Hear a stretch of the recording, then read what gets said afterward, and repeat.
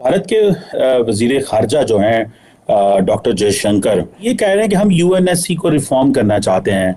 हम इंडिया को उसका जो ड्यू स्टेटस है वो दिलाना चाहते हैं। राष्ट्रपति व्लादिमीर पुतिन ने भारत का किया समर्थन। पुतिन ने कहा यूएनएससी में भारत को मिले स्थायी सदस्यता, भारत को यूएनएससी में स्थायी सदस्य बनाया जाना चाहिए। We have a real challenge today, not being in the Security Council. I think we have to find ways of reforming the UN and other international bodies. My belief is that countries, those who are currently benefiting, will fight those changes, will resist those changes. And they believe India can contribute democratic way and inclusive decision making होनी चाहिए कौम मुत्तहिदा and UN security council के अंदर।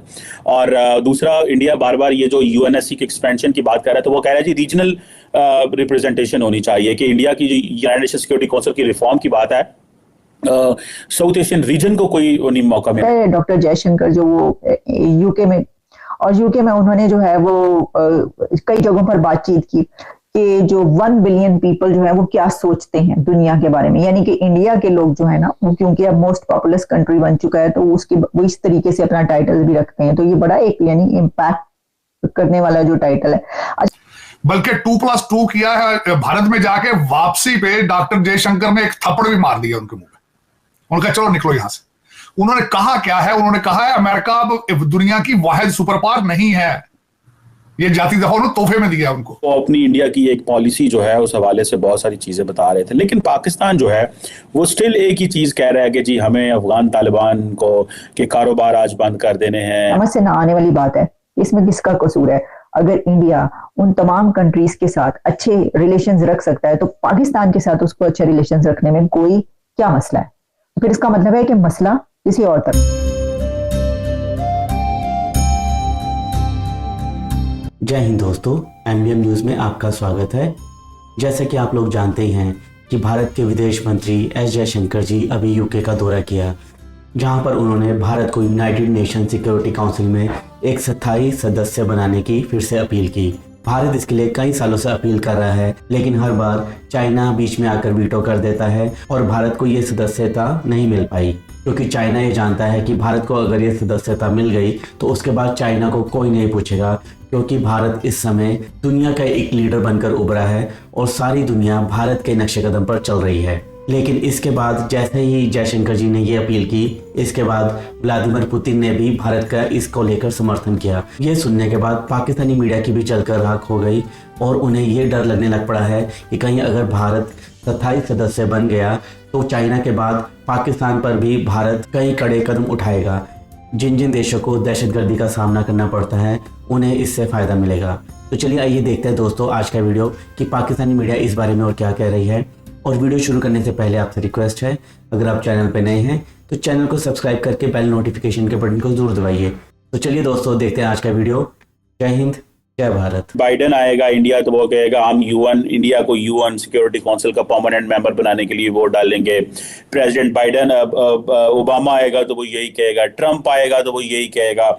अभी मैं देख रहा था पोर्चुगल के प्रेसिडेंट जो है वो यूएन में कुछ स्पीच कर रहे थे इस साल सितंबर में, तो वो कह रहे थे। ऑस्ट्रेलिया कह रहा था। तो ये कॉन्फिडेंस ऐसे ही आता है। बल्कि अब जारी बात है किसी ने पाकिस्तान की बात तो नहीं करनी कि इनको यूएनएससी का मेंबर बनाएं या उनके साथ इस तरह की चीज़ करें।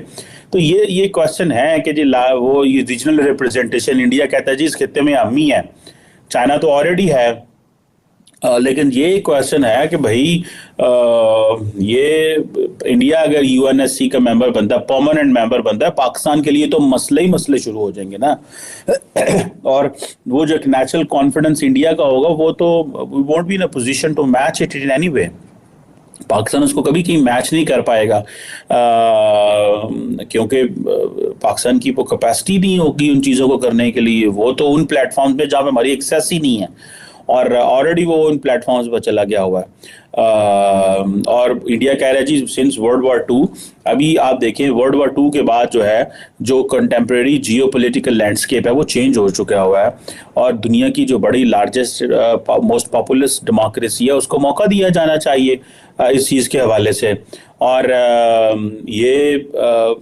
ये चीज़ इंडिया बार बार जिसे वो कहते हैं ना कह रहा है, इसके obviously it has a huge significance, इसकी बड़ी सिग्निफिकेंस है। लेकिन वो ये कह रहे हैं कि हम यूएनएससी को रिफॉर्म करना चाहते हैं, हम इंडिया को उसका जो ड्यू स्टेटस है वो दिलाना चाहते हैं, और इन चीज़ों के ऊपर, और वो अपनी इंडिया की एक पॉलिसी जो है उस हवाले से बहुत सारी चीज़ें बता रहे थे। लेकिन पाकिस्तान जो है वो स्टिल एक ही चीज़ कह रहा है कि जी हमें अफ़गान तालिबान को के कारोबार आज बंद कर देने हैं, हमने जो है वो जिसे बोलते हैं कि मौका आखिरी एक टाइम दे दिया है अफ़गान तालिबान मिलिटेंट्स को कि वो हमारे जो मुल्क छोड़ जाएं, जो मिलिटेंट्स है वो मुल्क छोड़ जाएं, और जो इलीगल है वो वैसे छोड़ जाएं, और अफ़गानिस्तान को हम जो है वो अब चांस नहीं देंगे। देखिए ये दो बड़ी डिफरेंट कंट्रडिक्शंस हैं when it comes to Pakistan and India, कि इंडिया आज क्या प्लान कर रहा है और हम क्या प्लान कर रहे हैं। इंडिया कह रहा है जी मल्टीलैटरलिज्म को प्रमोट करें, जिसे वो कहते हैं ना, that's the only global problem solving platform, multilateral approach, which means basically वो कह रहा है कि ये चाइना अकेला ना साउथ चाइना सी में, ईस्ट चाइना सी में, और अमेरिका अकेला ना इस खित्ते में और उस खित्ते में फैसले करे, सानू भी नाल पाया करो, ठीक है जनाब। सो ये एक that's what they believe, and they believe India can contribute democratic way and an inclusive decision making होनी चाहिए कॉमन मुत्तहिदा एंड यूएन सिक्योरिटी काउंसिल के अंदर। और दूसरा, इंडिया बार बार ये जो यूएनएससी के एक्सपेंशन की बात कर रहा है, तो वो कह रहा है जी रीजनल रिप्रेजेंटेशन होनी चाहिए, कि इंडिया की जो यूनाइटेड नेशन सिक्योरिटी काउंसिल की रिफॉर्म की बात है, साउथ एशियन रीजन को कोई नहीं मौका मिलेगा। लेकिन एक क्वेश्चन पाकिस्तान की तरफ से भी आता है कि ये इंडिया को कैसे इख्तियार है कि वो ये कहे कि वो साउथ एशियन रीजन में से उसने जाके करना है। लेकिन ये इख्तियार ऐसे ही है कि जैसे प्रेसिडेंट की ये चीज़ है। सो 1945 के बाद अभी डॉक्टर जयशंकर इंग्लैंड में इस कॉन्फ्रेंस में बार बार कह रहे जी कि चीज़ें बदलनी चाहिए। 1945 के बाद चीज़ें नहीं बदल रही, एक ख़ास किस्म की मोनोटोनस है, हमें उन चीज़ों से आगे निकलना है जिसे वो कह रहे हैं।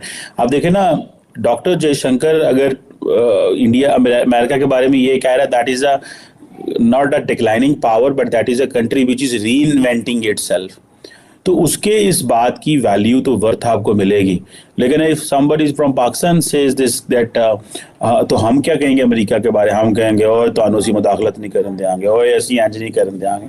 So that makes the case कि हम किस तरह अमेरिका के बारे में बात करना चाहते हैं, और वो इंडिया जो है वो अमेरिका के बारे में किस तरह बात करना चाहता है। वो थ्रेटिकली एक और एंगल से बात करते हैं। हमारी लीडरशिप जो है वो सारा टाइम जो है वो सियासी अंदाज में से अमेरिका के बारे में बात करती है, या और जितनी भी ग्रेट पावर्स हैं उनके हवाले से सिर्फ पॉलिटिकल एंगल से, उसका उस चीज़ से कोई ताल्लुक नहीं होगा जो कि बाकी जिसे कहते हैं ना चीज़ें होंगी, उसका सिर्फ इस चीज़ से ताल्लुक होगा कि बस फाड़ लो अपने मुल्क में कर देनी है।